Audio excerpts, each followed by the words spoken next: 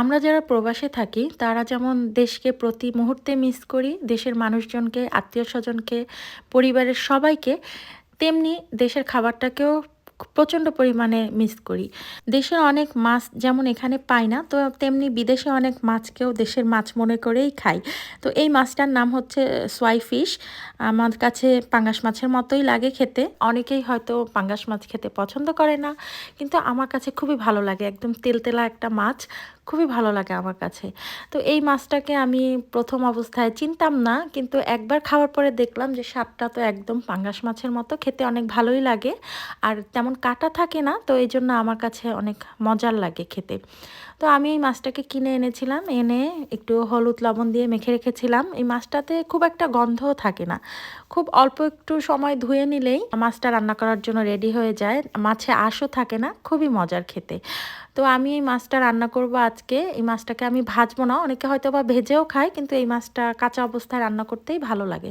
তো আমি কড়াইতে তেল দিয়ে এর মধ্যে একটু গরম মশলা দিয়ে নিয়েছিলাম, তেজপাতা আর ছিল দারচিনি। এরপরে পেঁয়াজ দিয়ে একটু নাড়াচাড়া করে এর মধ্যে আমি সব মশলা দিয়ে দিয়েছিলাম, পেঁয়াজ, আদা বাটা, রসুন বাটা, হলুদ, একটুখানি মরিচ, ধনিয়া, জিরা আর লবণ দিয়ে আমি একটু পানি দিয়ে মশলাটাকে সুন্দর করে কষিয়ে নেব। আর একটু ঢেকে দিব যাতে পুরো মশলার ফ্লেভারটা সুন্দর মতো আসে আর কি।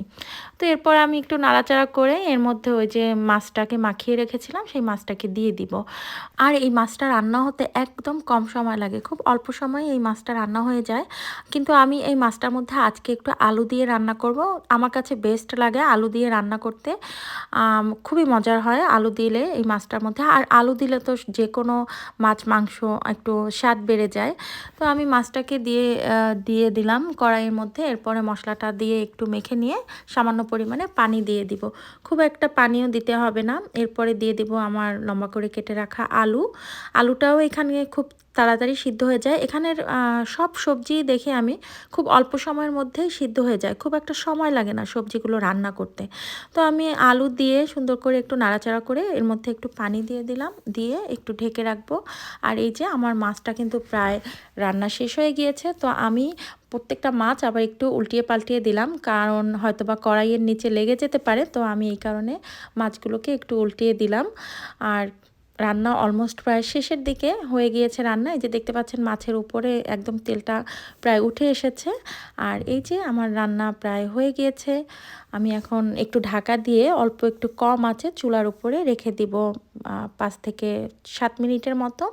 আর এই যে ঢাকটা উঠানোর পরে এই যে রান্না করা মাছ, এই মাছটাকে এখন আমি একটু নেড়ে দিব যাতে নিচে যদি লেগে থাকে তাহলে ওইটা সুন্দর মতো মাছটাকে উঠানো যায়।